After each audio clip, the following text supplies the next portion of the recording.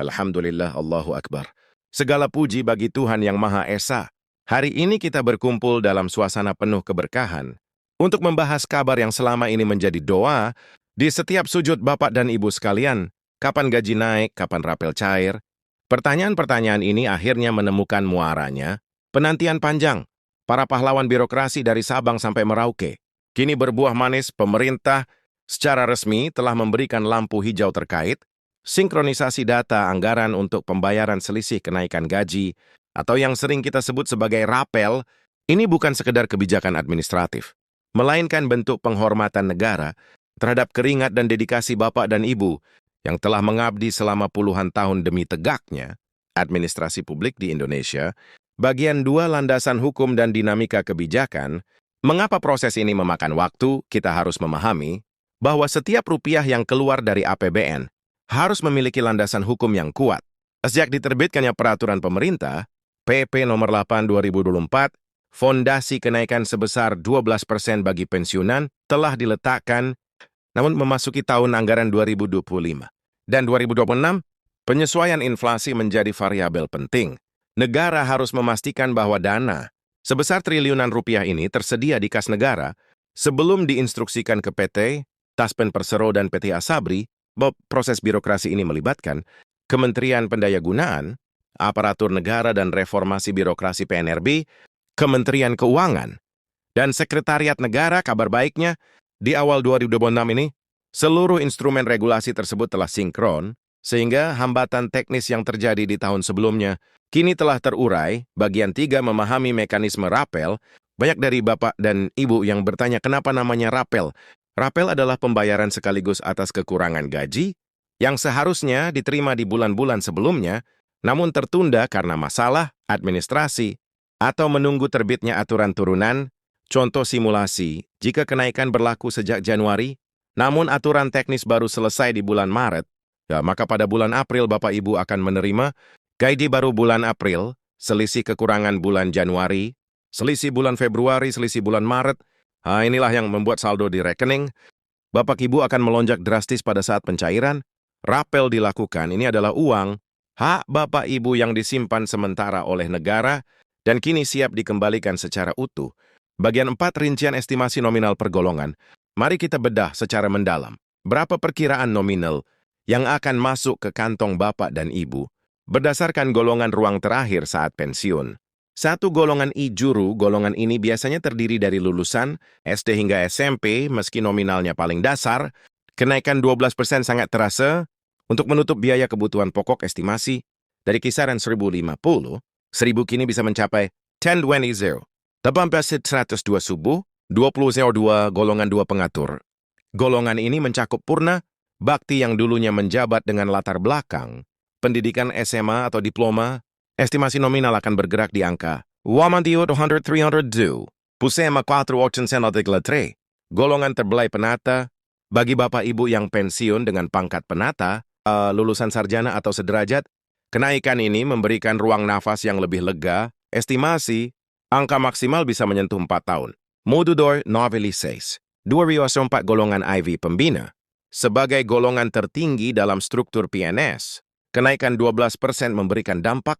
Nominal yang paling besar, estimasi pensiunan golongan AFIK, ini bisa menerima hingga 4.000 musyawarah. 1.277 bagian 5, tunjangan-tunjangan yang menyertai. Penting untuk diingat bahwa yang naik bukan hanya gaji pokok, ada komponen lain yang mengikuti, yaitu tunjangan suami istri sebesar 10% dari gaji pokok baru, tunjangan anak sebesar 2% per anak, maksimal 2 anak dari gaji pokok baru, tunjangan pangan beras diberikan dalam bentuk uang, setara dengan 10 kilo beras per orang yang masuk dalam daftar tanggungan. Jadi jika gaji pokok naik, otomatis tunjangan keluarga juga ikut terkelek naik. Inilah alasan mengapa alhamdulillah harus terus kita gaungkan. Bagian 6, prosedur pencairan dan teknologi otentikasi.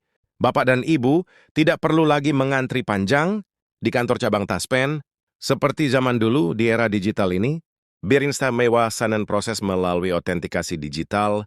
Langkah-langkah yang harus dilakukan, unduh aplikasi Taspen Otentikasi di smartphone, lakukan pemindaian wajah biometrik, suara dan sidik jari sesuai instruksi aplikasi, pastikan dilakukan secara berkala, Setiap bulan bagi penerima tunjangan veteran janda duda, atau 3 bulan sekali bagi pensiunan sendiri jika autentikasi berhasil, dana akan otomatis masuk ke rekening mitra bayar, Bank BRI, BNI, Mandiri, atau kantor pos. Tanpa potongan sepeser pun, bagian 7 waspada penipuan modus kenaikan gaji. Di tengah berita gembira, seringkali muncul oknum yang ingin mengambil keuntungan, mohon diperhatikan dengan saksama. Tidak senaka biaya administrasi. Jika ada yang menelepon, mengaku dari Taspen atau Kemenko, dan meminta uang agar rapel cepat cair, itu adalah penipuan. Jangan berikan PIN atau kode OTP. Pihak bank resmi tidak akan pernah meminta kode rahasia. Bapak Ibu cek saldo secara mandiri, gunakan ATM atau mobile banking, untuk mengecek masuknya dana secara berkala, bagian 8 penutup dan harapan, kenaikan gaji dan pencairan rapel, ini adalah berkah yang harus dikelola dengan bijak. Gunakanlah dana ini untuk memenuhi kebutuhan kesehatan, membantu pendidikan cucu, atau sebagai modal usaha kecil di masa tua. Pemerintah berharap dengan adanya peningkatan kesejahteraan ini, para pensiunan tetap dapat hidup layak dan bahagia. Terima kasih kepada pemerintah yang telah mendengar aspirasi kaum Purna Bakti. Terima kasih kepada Bapak dan Ibu yang tetap sabar menanti. Semoga kesehatan selalu menyertai kita semua, agar dapat menikmati hasil pengabdian ini. Sama keluarga tercinta, mungkin Bapak dan Ibu bertanya-tanya, mengapa peraturan dari 2024 masih menjadi acuan di awal 2026? Jawabannya terletak pada struktur hukum tata negara kita.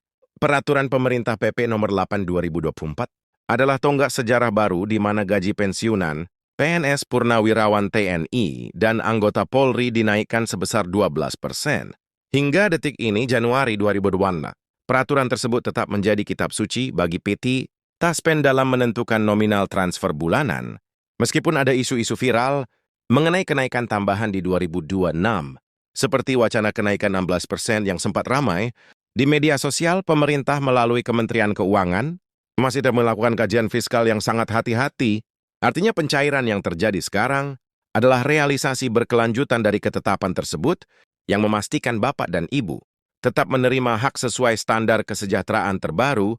Bagian 10 rincian komponen gaji per jalur penerimaan.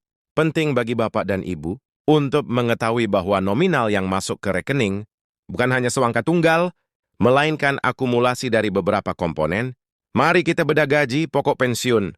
Ini adalah angka dasar yang ditentukan oleh golongan, ruang dan masa kerja golongan MKG, terakhir tunjangan istri suami. Jika Bapak Ibu memiliki pasangan yang sah secara hukum, negara memberikan tambahan 10% dari gaji pokok. Jika keduanya adalah pensiunan PNS, maka tunjangan hanya diberikan kepada salah satu yang memiliki gaji pokok lebih tinggi. Tunjangan anak, negara menanggung maksimal 2 anak, termasuk anak angkat dengan besaran 2% per anak. Syaratnya anak belum berusia 21 tahun atau 25 tahun. Jika masih kuliah belum menikah, dan tidak memiliki penghasilan sendiri, tunjangan pangan, tunjangan beras, berupa uang tunai setara dengan 10 kilo beras per jiwa untuk pensiunan istri, suami, dan anak, nilainya saat ini dipatok sekitar 7,24 per kilo. Sehingga jika satu keluarga terdiri dari 4 orang, ada tambahan sekitar 209, ninan 80 per bulan. Bagian 11 estimasi tabel gaji pensiunan golongan IVAK, puncak karir sebagai bentuk apresiasi bagi mereka yang pensiun di golongan tertinggi pembina. Berikut adalah rincian estimasi yang diterima di 2026. Subgolongan minimal gaji pokok maksimal, gaji pokok golongan IVRP 181 ASNR 4, 2000. Golongan IVB R4 74. Ot Tiasender Katpos 3777. Bapak Ibu golongan IVM memiliki istri dan 2 anak. Total yang diterima bisa melampaui 5.000 setelah ditambah tunjangan keluarga dan pangan. Bagian 12 jadwal dan mekanisme, Smart Distribution Task Pendi 2020.